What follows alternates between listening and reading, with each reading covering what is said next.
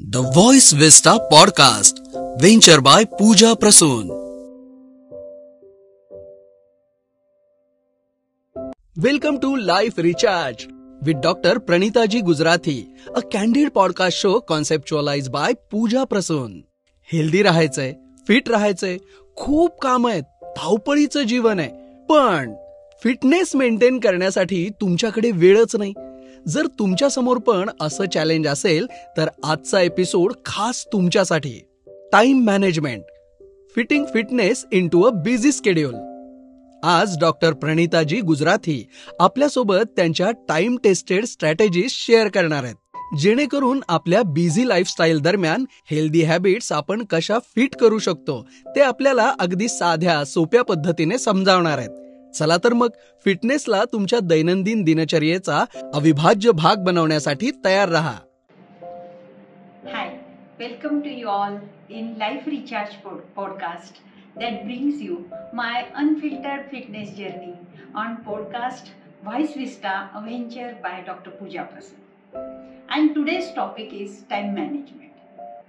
Time management हा शब्द हा itself याचं वजन इतकं वाढलेलं आहे ह्या शब्दाचं, आणि त्यातही जर फिटनेस जर्नीमध्ये किंवा तुमच्या कुठल्या मिशन अकम्प्लिश जर्नीमध्ये जर टाइम मॅनेजमेंट हा शब्द महत्त्वाचा मानला गेला नाही तरच नवलाय. खरं तर टाइम मॅनेजमेंट ही एक कला आहे, हा एक शब्द नाहीये, ही एक प्रवृत्ती आहे, ही एक कल्टिवेट करण्याची एक क्वालिटी आहे. आणि ती जर फिटनेस जर्नीमध्ये जर तुमच्या अंगात नसेल तर ती खूप प्रयत्नपूर्वक कल्टिवेट करावं लागतं, असा माझा आजचा सांगण्याचा मुद्दा आहे. आपण नेहमीच बघतो की कोणालाही जर सजेस्ट केलं गेलं की तुम्ही व्यायाम करा, तुम्ही चालायला सुरुवात करा, तुमची शुगर वाढली आहे तर तुम्हाला व्यायाम गरजेचा आहे, तुम्हाला वजन कमी करायला लागेल, असं काही सल्ला दिला तर सगळ्यात पहिल्यांदा काय समोर येतं तर ती व्यक्ती तुम्हाला सांगते की डॉक्टर काय करणार, वेळच मिळत नाही. अगदी उदाहरणच बघायचं तर एक शाळेतला जाणारा 8वी-9वीचा मुलगा आहे आणि त्याला त्याची आई सारखं पोट दुखणं ह्या कंप्लेंटसाठी माझ्याकडे जर घेऊन आली आणि त्याला मी जर सांगितलं की हा मुलगा किती वेळ खेळतो, त्याचे फिजिकल ऍक्टिव्हिटीज किती आहे आणि तो कुठल्या शाळेत जातो, ते याच्यासाठीच की हे जे इंटरनॅशनल स्कूल्स आहेत याच्यामध्ये अगदी छोट्या रिसेसचा एक ब्रेकफास्ट, मोठ्या रिसेसचा एक ब्रेकफास्ट, सकाळपासून पावभाजी, राजमा सारख्या गोष्टी सकाळच्या वेळी सुरू होतात आणि मुलांच्या फिजिकल ऍक्टिव्हिटी त्या मानाने खूपच लिमिटेड असतात.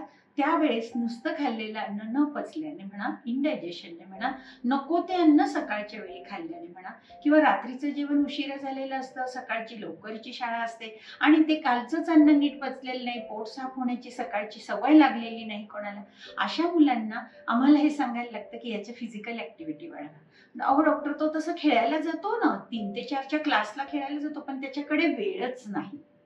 सगळ्यात महत्वाची त्याची आई सांगते की तो शाळेतनं 2ला येतो, मग तो थोडंसं चेंज करतो आणि मग तो 3ला क्लासला जातो, मग तो खेळून येतो ना आणि मग तो 4 वाजता येतो तर तेव्हा त्याला शाळेचा क्लास असतो.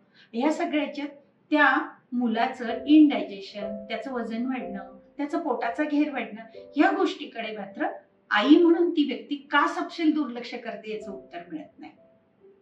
दुसरा एक 50 वर्षाचा इसम येतो आणि आपल्याला रिपोर्ट दाखवतो आणि म्हणतो की डॉक्टर ह्या 3 महिन्याची शुगर खूप जास्त आली, माझं HbA1c 9 आलंय, मग मी डॉक्टर बदलले तरी देखील माझी शुगर कंट्रोल होत नाही. आणि आपण त्यांचं जर रुटीन विचारलं तर त्याच्यामध्ये व्यायामाला फार कुठे काही स्थान नाही असं दिसतं. आणि मग आपल्याला हे सजेस्ट करावं लागतं की कुठलाही डॉक्टर बदलला, किती औषध दिलं तरी तुम्हाला शुगर कमी करण्यासाठी मात्र व्यायाम करायला लागेल, तुम्हाला फिट राहायला लागेल आणि त्या गोष्टीसाठी तुम्हाला वेळ काढायला लागेल. तर ते म्हणतात डॉक्टर माझं ऑफिस सकाळी 9ला असतं, मला येण्याची माझी वेळ नाहीये, रात्री मी उशिरापर्यंत येतो, मग मीटिंग चालतात, इतकं दमून येतो, तुम्ही सांगा बरं केव्हा मी व्यायाम करू. आलं ना टाइम मॅनेजमेंटचा किस्सा समोर. एक्झॅक्टली हीच गोष्ट एक 65 वर्षाची आजी येतात, दोन्ही गुडघे दुखावले, त्यांचा नातू सांगतो की आजीचे खूप गुडघे दुखतायत. आपण बघावं तर ऑस्टिओआर्थरायटिस असतो आणि आजींचं वजन खूप वाढलेलं असतं, म्हणून आजींना त्यांचं रुटीन विचारावं तर आजी व्यवस्थितपणे घरात बसतायत, आजी व्यवस्थित दोन्ही वेळेस सगळं खातायत, पितायत, सगळी तब्येत उत्तम आहे, परंतु बॉडीला चलन वलनच नाहीये. काही व्यायाम होत नाहीये आणि मग त्या जास्त वजनाने त्यांचं वयोपरत्वे असलेलं ऑस्टिओआर्थरायटिसचं पेन मात्र जास्त वाढतंय. आता ह्या सगळ्या काही उदाहरणांमध्ये काय लक्षात येतं, तर त्या ज्या व्यक्तीला व्यायामाची गरज होती त्या व्यक्तीकडे टाइम मॅनेजमेंट नावाची गोष्ट नव्हती म्हणा, किंवा त्यांना टाइम मॅनेज करण्याची गरज वाटली नाही म्हणा. ज्या टाइम मॅनेजमेंटची गरज त्यांना त्यांच्या व्यायामासाठी करणं गरजेची होती. आता याच्यामध्ये टाइम मॅनेजमेंट हे स्किल महत्वाचं की व्यायामाची त्यांना गरज वाटणं महत्वाची, तर मला असं वाटतं की त्याच्यामध्ये सगळ्यात महत्वाची प्रायोरिटीला असलेली गोष्ट आहे हेल्थ. जर समजा तुमच्या अंगात टाइम मॅनेजमेंट नावाचा गुण असेल की तुम्हाला जो दिवसभराचा वेळ मिळालेला आहे तो दिवसभराचा वेळ 24 तासाचा दिवस असताना समजा अगदी आयडियली टॉकिंग आपण 7 ते 8 तास झोपायला घेऊयात. 7 ते 8 तास तुमचे वर्किंग आवर्स असू शकतात. गेले तुमचे 15 ते 16 तास. आता उरलेले जे 8 तास आहे त्या 8 तासामध्ये तुम्हाला जगायचं आहे, तुम्हाला खायचंय, प्यायचं आहे, विश्रांती करायची आहे, तुम्हाला मनोरंजन करायचंय.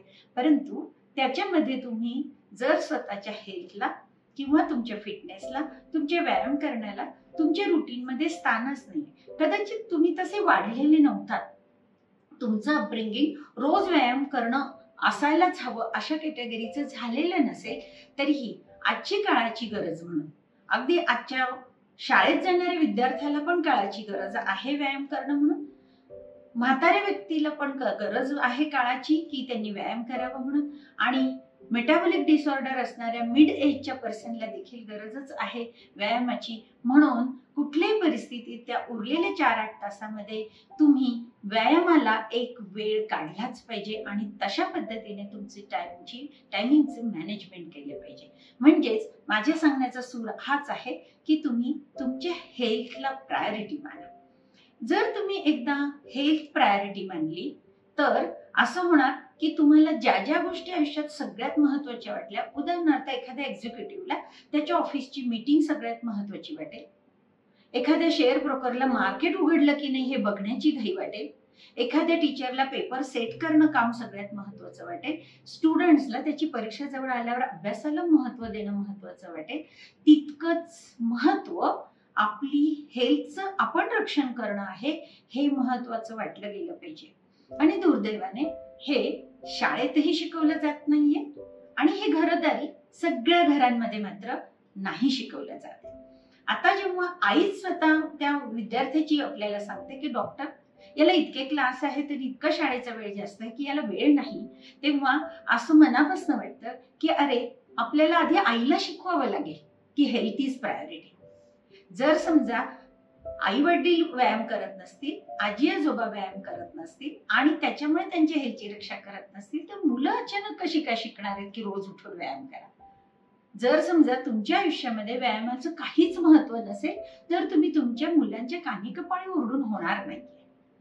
आता आजीला जर आयुष्यभर व्यायाम नावाचा वस्तू कशाशी खातात माहिती नसेल, आजपर्यंत तिचं आयुष्य जसं आलं तसं गेलं, प्रवाहाबरोबर वाहत गेलं असंच असेल, तर अचानक गुडघेदुखी लागल्यानंतर तिला व्यायाम करा सांगितल्यानंतर ते फक्त 9 दिवस इतकंच होतं आणि ते 9 दिवस खरंच कुठल्याही आजारासाठी पुरत नाही.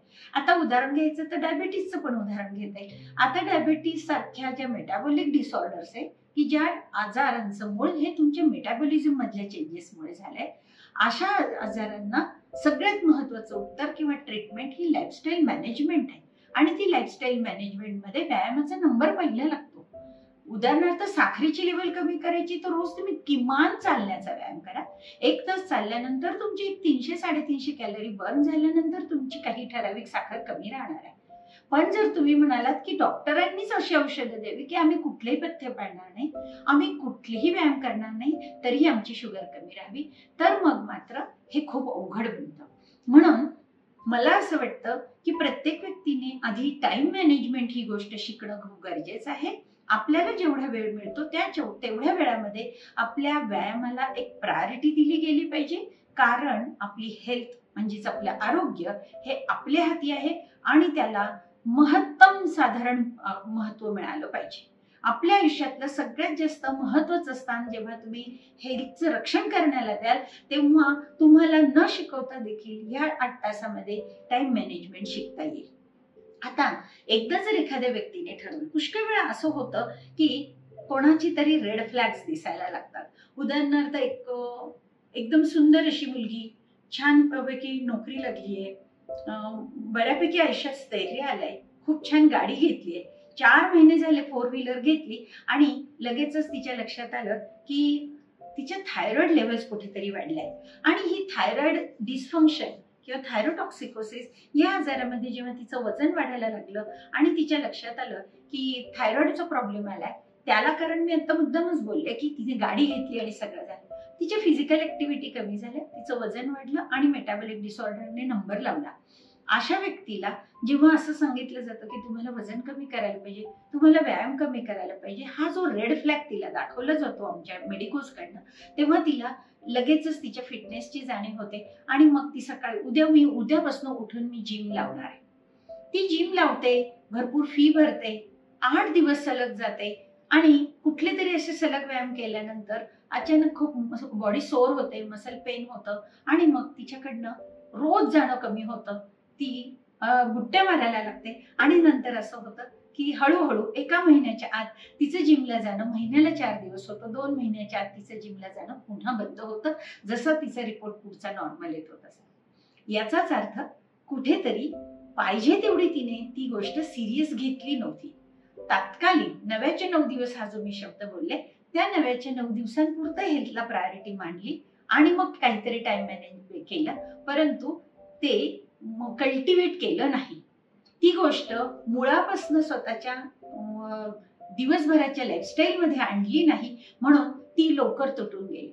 पण मग ह्याच गोष्टीमध्ये जर तुम्ही थोडंसं स्ट्रॅटेजिकली गेलात, तुम्ही टप्प्याटप्प्याने गेलात, टाइम मॅनेजमेंट मला शिकून घ्यावं लागेल असं स्वतःला समजवलं किंवा माझ्या हेल्थला प्रायोरिटीसाठी मला हा गुण अंगीकारावाच लागेल असं जर मनाशी ठाम निर्णय घेतला, तर तुम्ही ही गोष्ट व्यवस्थित कल्टिवेट करू शकता.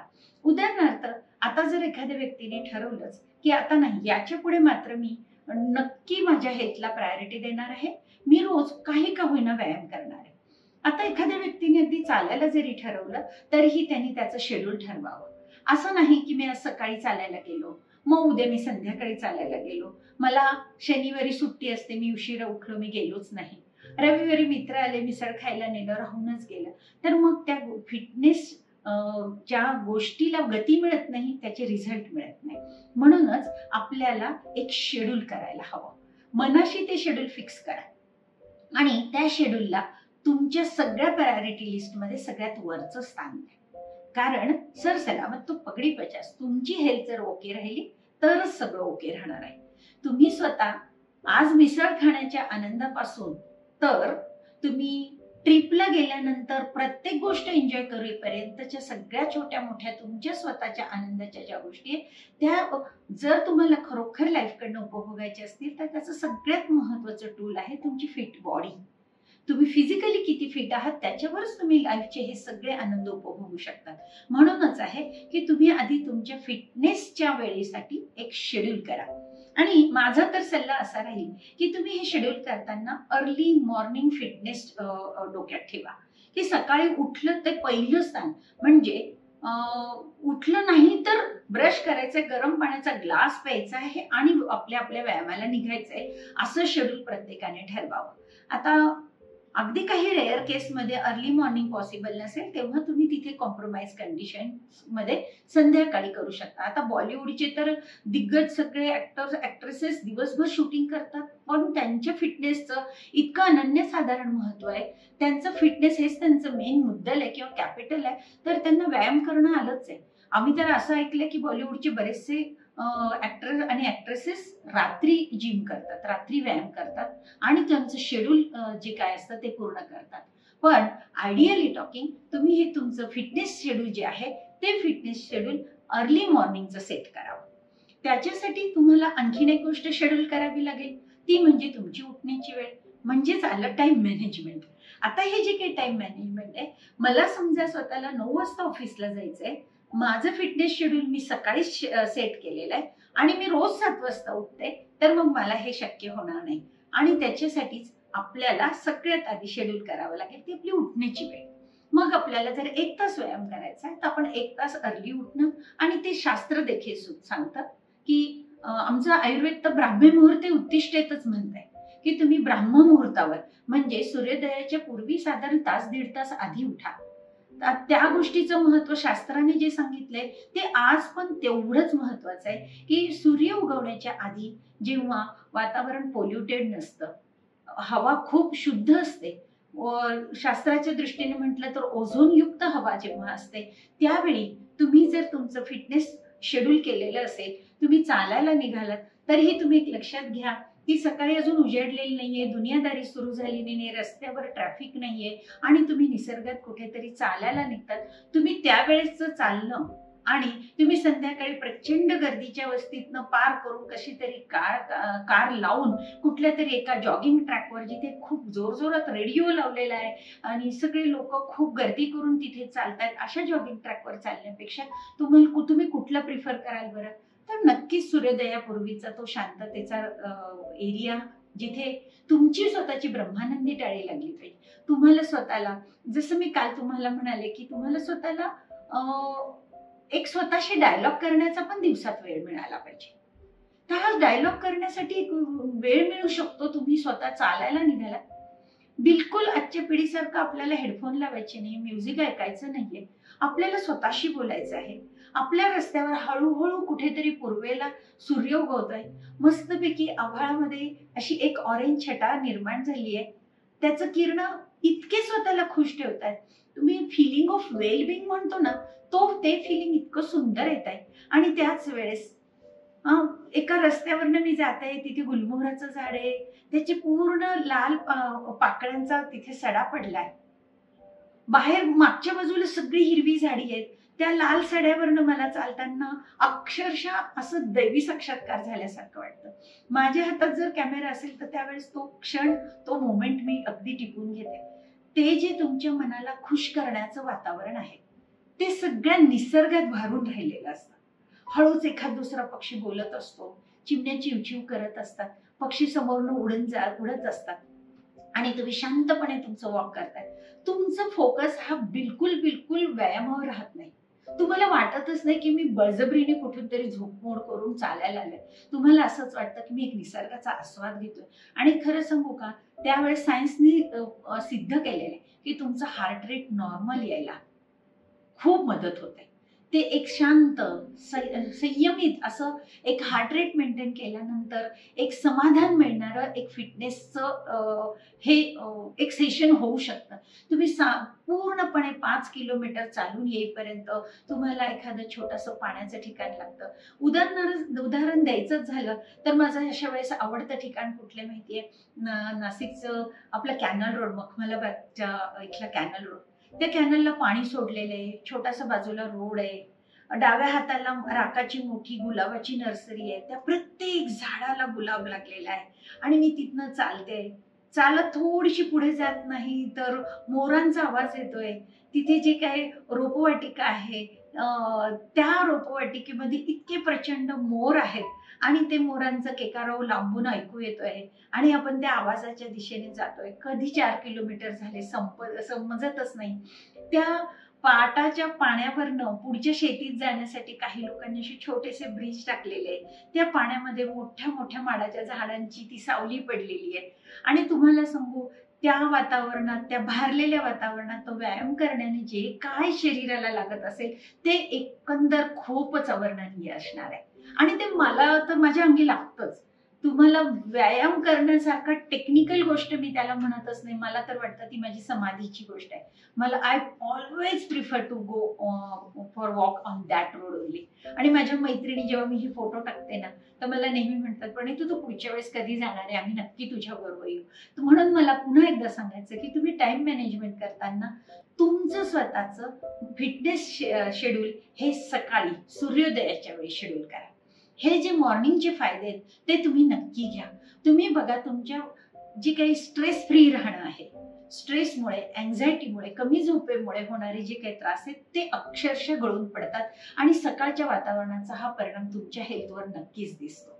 आता जर समजा तुम्हाला सकाळी व्यायाम करायचा आहे आणि तुम्ही जिमला जाताय, तुम्ही स्विमिंगला जाताय आणि जर त्याच्यात 2-2, 3-3 तास जर गेले तर ते पण टाइम मॅनेजमेंटच्या दृष्टीने चुकीचं ठरतं. कारण तुम्ही तुमची जी काही रोजीरोटी आहे, तुमची नोकरी आहे, तुमचं प्रोफेशन आहे, तुमच्या वेळा आहेत, त्याला पण न्याय द्यायला पाहिजे. फिटनेस एक फिटनेस करून नाही चालणार. त्याची जरी प्रायोरिटी असली तरी आपल्या ऑफिसला जाणं, आपल्या कामाला जाणं ही सुद्धा आपली प्रायोरिटीची गोष्ट आहे. म्हणून एकच करायचं की छोटे व्यायामाची वेळ ही खूप मोठी नसून एक कमी वेळात परंतु जास्त इफेक्टिव्ह असा कुठला व्यायाम करता येईल, कशा पद्धतीने करता येईल त्याचा निर्णय घ्यायला. उदाहरणार्थ खूप छान चालायला लागल्यानंतर 5 किलोमीटरच्या ऐवजी 7-7, 10-10 किलोमीटर चालत बसण्यापेक्षा तुम्ही एखादं हाय इंटेन्सिटी इंटरव्हल शेड्यूल जर केले, ज्याला हिट म्हणतात, HIIT हिट ट्रेनिंग हे केलं, जसं मी मागच्या वर्षीपासून करते, की ज्याच्यामध्ये अगदी 10 मिनिटाच्या व्यायामात तुम्ही जवळपास 30 मिनिट चालले इतका फायदा होत असतो. तेवढ्या कॅलरी बर्निंग होत असतात आणि आता खूप जास्त ह्या गोष्टी अवेलेबल आहेत. तुम्ही अगदी युट्यूबवर म्हणालात तरीही तुम्हाला 20 मिनिटाचा पूर्ण बॉडीचा व्यायाम करण्याचे प्रकार उपलब्ध होऊ शकतात. या सगळ्या याच्यामध्ये तुम्ही असे शॉर्ट टार्गेट असलेले तुमच्या वेळेनुसार एक्सपेक्टेड असलेले तुमच्या वेळेनुसार बसवू शकणारे व्यायामाचे प्रकार करू शकतात. मग याच्यातही एक अजून करता येऊ शकतं की तुम्ही तुमच्या रुटीन मध्ये काही व्यायामाचे प्रकार किंवा तुमचे शेड्यूल हे मर्ज करू शकता. आता व्यायामाचे शेड्यूल मर्ज करण्यामध्ये आता काही उदाहरणं आपल्याला त्याच्यात खूप सुंदर देता येतील. बघा आता अक्षय कुमार सारखा अत्यंत फिट असलेला जो बॉलिवूडचा ऍक्टर आहे, हा आपण नेहमीच ऐकतो की अक्षय कुमारला वाईट एकही व्यसन नाहीये, त्याच्या खाण्यापिण्याच्या झोपण्याच्या सवयी खूप फिक्स्ड आहेत. तर याच्यावरनं एकच येतं की ती व्यक्ती आज इतके वर्ष झाले तरीही त्याच्या फिटनेसच्या जोरावर ऍक्टर म्हणून नाव टिकवून आहे. अजूनही तो फिजिकली इतका फिट आहे की अजून तो ऍक्शन पिक्चर्स देखील करतो आहे आणि ते ऍक्शन स्वतः सगळ्या करतो आहे. तो अजून इतका वयस्कर झालाय असं त्याची बॉडी पण सांगत नाही. तेव्हा त्याचे टाइम मॅनेजमेंटचे स्किल्स समोर येतात. असं मी तर वाचलं असं आहे की तो पहाटे उठून व्यायाम करतो आणि ते व्यायामाचं सेशन झाल्याशिवाय तो शूटिंगला काय कुठेही जॉईन होत नाही. तो 4ला उठून सुद्धा व्यायाम जातो कारण तो 9 वाजता झोपलेला असतो आणि म्हणून तो सोशल मीडियावर कमी आहे. तो बाकीच्या सगळ्या गोष्टी अशा करतच नाही. पार्टीला जॉईन होणं, ड्रिंक करणं, रात्री उशिरा घरी येणं आणि मग नॉनव्हेज खाल्लेलं असल्यामुळे ते इनडायजेशन असणं आणि सकाळी पचलंच नाही म्हणून लवकर न उठणं, हे जे एक सगळं आपण लूपमध्ये जातो. सगळी दुनिया, आपणच नुसतं नाही पण आपल्यापर्यंत पण हे लोड इतकं पसरलेलं आहे की तुम्हाला एक लक्षात येईल की ज्या लोकांनी आपल्या फिटनेस शेड्यूलला प्रायोरिटी दिली आणि टाइम मॅनेजमेंट करून कितीही बिझी शेड्यूलमध्ये सकाळी व्यायाम करायला सुरुवात केली, त्यांचा फिटनेस हा वाखाणण्याजोगा असतो. त्यांचा फिटनेस जगासमोर आल्याशिवाय राहत नाही. तो फिटनेस त्यांना फ्रुटफुल झाल्याशिवाय राहत नाही. आता याच्यामध्ये आपल्या सगळ्यांना सांगण्याची अजून एक गोष्ट आहे की कितीही मी म्हंटल तुम्हाला तुम्ही सकाळी शेड्यूल करा, काही करा, तरी खूप लोकांना जागच येत नाही, झोपच झालेली नसते. हे देखील खूप मोठे प्रॉब्लेम असतात. पण आज एक विचार करण्यासारखी गोष्ट आहे की जेव्हा सोशल मीडियाचा जमाना नव्हता, स्मार्टफोन बनलेले नव्हते, फक्त कम्युनिकेशनचे टूल होते, तेव्हा सुद्धा एक प्रकारचं आयुष्य होतं. आमच्या आई वडिलांचं जर दैनंदिनी आपण त्या काळातली बघितली, एक 30 वर्षापूर्वीची, 20 वर्षापूर्वीची, 15 वर्षापूर्वीची जर दैनंदिनी बघितली तर तेव्हा असं लक्षात येईल की ते त्यांच्या दैनंदिन कामकाजामध्ये त्यांचं एक फिटनेस शेड्यूल इनकॉर्पोरेट झालेलं होतं. उदाहरणार्थ आपली आई दळण द्यायला गिरणीत जात होती तेव्हा ती 5 किलोचा डबा उचलतच होती, ती पायी जात होती. माझे बाबा सकाळी दूध घ्यायला डबा घेऊन जात होते. तो गोठ्यावरनं दूध आणण्याचा गोठा होता जवळपास 1 किलोमीटर अंतरावर आणि त्यांची कधीही तक्रार नसायची. ते हसत खेळत उठून दुधाची किटली घेऊन दूध घ्यायला जायचे आणि येताना फुलं घेऊन यायचे, देवपूजा करण्याला फुलं लागतात म्हणून. तर आता माझ्या वडिलांचं वय 86 आहे. मागच्या वर्षी त्यांना सायटिकाचा खूप मोठा त्रास झाला आणि त्या त्रासातनं उठताना मी त्यांना एकच सुचवलं होतं की बाबा आता तुम्ही ना दूध घ्यायला जाऊ नका, आपण ना दूधवाला लावूयात, बाहेर पिशवी टांगून ठेवत जाऊयात, तो तुम्हाला दुधाची पिशवी टाकून देईल. मग मी त्याचे सगळे फायदे त्यांना सांगितले. त्यांच्या मॅच्युरिटीनुसार त्यांनी ते सगळं ऐकून घेतलं. त्यांना एवढंच कळलं की माझ्या मुलीचं इंटेन्शन खूप बरोबर आहे. पण त्यांनी माझं सगळं बोलणं झाल्यानंतर मला एकच सांगितलंय, हे बघ बेटा, ज्या दिवसापर्यंत मला चाललं जात आहे तोपर्यंत मला तुम्ही दूध घ्यायला जाणं, कोपऱ्यावरनं भाजी आणणं, पेपर आणायला जाणं, या गोष्टींना मला तुम्ही नाकारू नका, मला अलाउ करा. कारण सांगू तुम्हाला, तेवढाच माझा व्यायाम आहे. मी व्यायामासाठी, आणि तुम्हाला खरं वाटणार नाही, परंतु आज देखील ते स्वतःचं मॉर्निंग शेड्यूल आहे त्यांचं. ते 1.5 किलोमीटर वर जातात पायी, योगाचा 1 तास क्लास घेतात, स्वतः 1 तास योगा करतात, मग हास्य योगा करतात आणि मग पायी परत येतात. म्हणजे त्यांनी त्यांचा व्यायाम आणि त्यांचं गाडीवर न जाता पायी येणं हे इनकॉर्पोरेट केलंय. हे एक्झाम्पल मला तुम्हाला द्यायचं. आज ती पिढी अजूनही त्यांची हेल्थ राखून आहे. आज ते दीर्घायुषी पण आहेत, आज ते फिट आहेत आणि त्यांना अजूनही बीपी शुगरच्या गोळ्यांनी याचं जे उत्तर आहे ते त्यांनी त्यांचं दैनंदिन रुटीन हे त्यांच्या व्यायामासारख्या गोष्टींमध्ये खूप सुंदर इनकॉर्पोरेट केलंय, याचं ते उदाहरण आहे.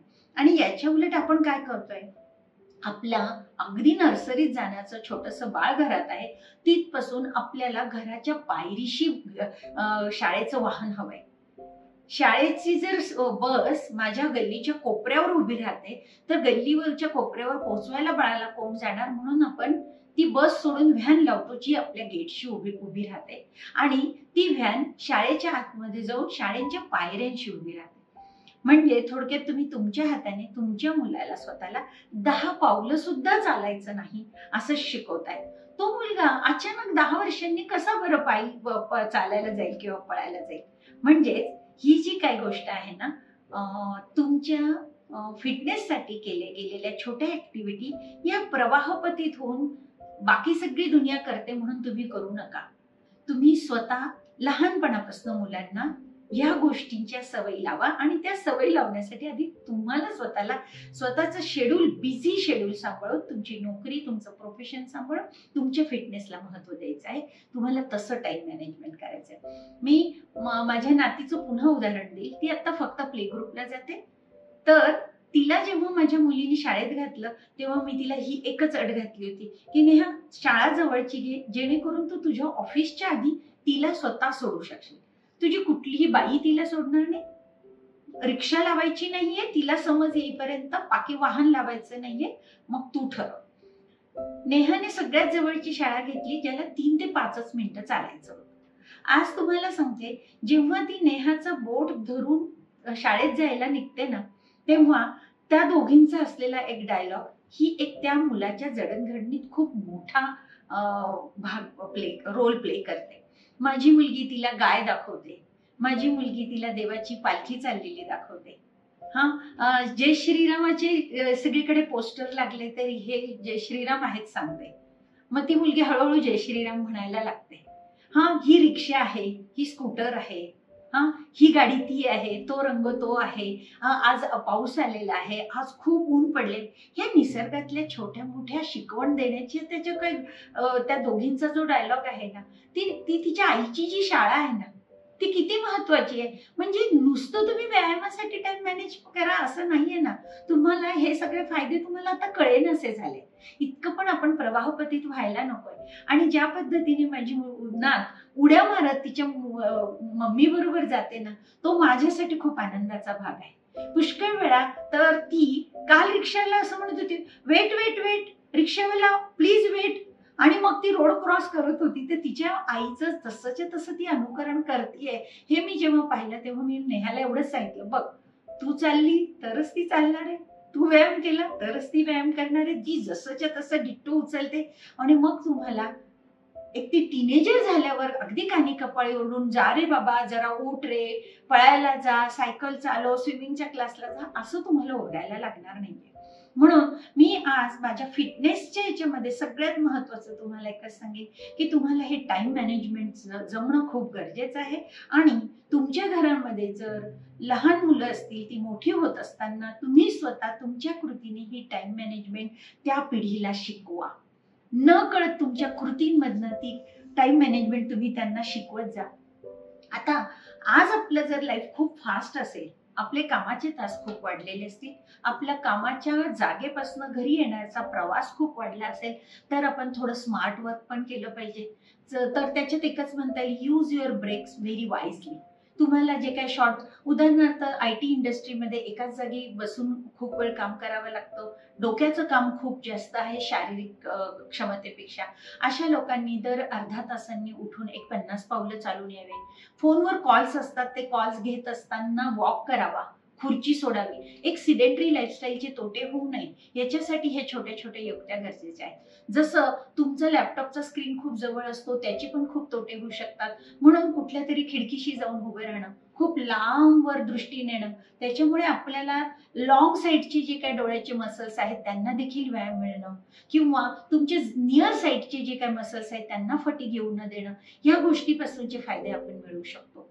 आता जसं आपण मगावी म्हटलं की आई आपली पूर्वी दळण दळायला जात होती, आज असं आहे की आपण रेडीमेड आटा आणतो, घरी चक्की आहे त्याचं पीठ करतो. अशा गोष्टींमुळे आपली कामं आपण कमी करत आलोय आणि तीच वेट उचलण्यासाठी आपल्याला जिम मध्ये जायचं आणि जिमला जायला आपल्याकडे वेळ नाही. मग आपण अशाच आपल्या रुटीनची काही जर का आता ब्रेक मिळतोय, उदाहरणार्थ तुम्हाला विकेंड मिळतोय, मग आपण जर असं केलं की आपल्याला विकेंडला जिमला सुट्टी आहे आणि आपल्याला तरी पण थोडासा का होईना व्यायाम झाला पाहिजे, असं जर तर तुम्ही अशी काहीतरी ट्रिप अरेंज करा की तुम्ही अख्ख्या घरादाराला कुठेतरी छोटीशी टेकडीत चढवून आणताय, तुम्ही कुठल्या तरी देवदर्शनाला नेताय जिथे देवाच्या मंदिराला पायऱ्या खूप आहेत, जिथे तुम्हाला गाडी लावायला जागा नाहीये म्हणून तुम्ही खूप लांब गाडी लावतायत आणि चालतच जाताय. रोजच्या रुटीन मध्ये तुमचं घर 4थ्या मजल्यावर आहे तर तुम्ही दिवसभरात एकदाच लिफ्ट वापरतायत, बाकीच्या वेळेस तुम्ही चढ उतर करता. तुम्ही तुमच्या मुलाला सायकल शिकवण्याच्या नादाने स्वतःची पण सायकल काढता. तुम्ही तुमच्या आजीला एखाद्या वेळेस मंदिरात नेण्यासाठी स्वतः पण मंदिरापर्यंत चालत जाताय. तुम्हाला स्वतःला आजोबांना पुस्तक आणून द्यायचंय म्हणून एका वाचनालयात दर आठवड्यात पायी जाण्याची सवय करतात. असं करता नाही येऊ शकत? करताच येऊ शकतं. आपण सुद्धा कोपऱ्यावर जाऊन दूध आणू शकतो. माझ्या स्वतःच्या खालच्या बंगल्यामध्ये एक भाडेकरू आजी राहतात. मी त्यांना खूप मानते, कारण त्या एकट्या राहतात आणि त्या स्वतःची कामं स्वतः सगळे करतात. मी त्यांना नेहमी जर काही औषध लिहून दिलं ना तर त्यांना सांगते की तुम्ही ना हे माझ्या शेजारच्या मेडिकलवाल्याला फोन केला तर तो घरी आणून देईल. त्या आजी काय म्हणतात, अगं इतकं पण मला काही होत नाहीये, आता तू एखादी गोळी दे, मी थोड्या वेळाने उभी राहिले ना की मी कोपऱ्यावर जाऊन घेऊन येईन. आणि पहिल्यांदा मला ना या गोष्टीचा जेव्हा माझा बघण्याचा दृष्टिकोन वेगळा होता तेव्हा मी काय म्हणायचे, अरे ह्या काय आजी असं करतात, आहे ना सोय, का नाही करत. पण म्हणजे एक दिवशी अचानक डोळे उघडले, अरे ती त्यांचं फिटनेसशी रिलेटेड गोष्ट आहे. त्यांनी त्यांच्या गोष्टी तशा सवयीने केलेल्या आहेत की त्या कोपऱ्यावर स्वतः जाऊन आणतील. तर आपण चुकतोय, आपण त्यांना पण नाही चुकायला लावायचंय. त्या रोजच्या 2च भाज्या घेऊन येत आहेत, आपल्यासारखं रविवारी एकरकमी भाज्या आणून फ्रीज लोड करून नाही ठेवत आहे. त्याच्यामुळे त्या काय म्हणतात की बाजारपर्यंत माझं रोज चालणं होत आहे. तर त्या ज्या नैसर्गिक पद्धतीने, ऑर्गॅनिक पद्धतीने त्यांनी त्यांच्या सवयी ह्या त्यांना फिट राहण्यासाठी एकत्रितरित्या केलेल्या आहेत, मला असं वाटतं की त्या गोष्टी खूप सुंदररित्या गुंफल्या जातात. अगदी टाइम मॅनेजमेंट नावाची मोठी फ्रेज वापरून करण्याचीच गरज आहे असं नाही, परंतु ज्याला मनामधनं टाइम मॅनेजमेंट नावाच्या गोष्टीचं महत्व कळलं, ज्याच्यासाठी हेल्थ ही प्रायोरिटी राहिली, त्या प्रत्येक व्यक्तीला ह्या पद्धतीने टाइम मॅनेज करून आपल्या हेल्थचं रक्षण करता येतं.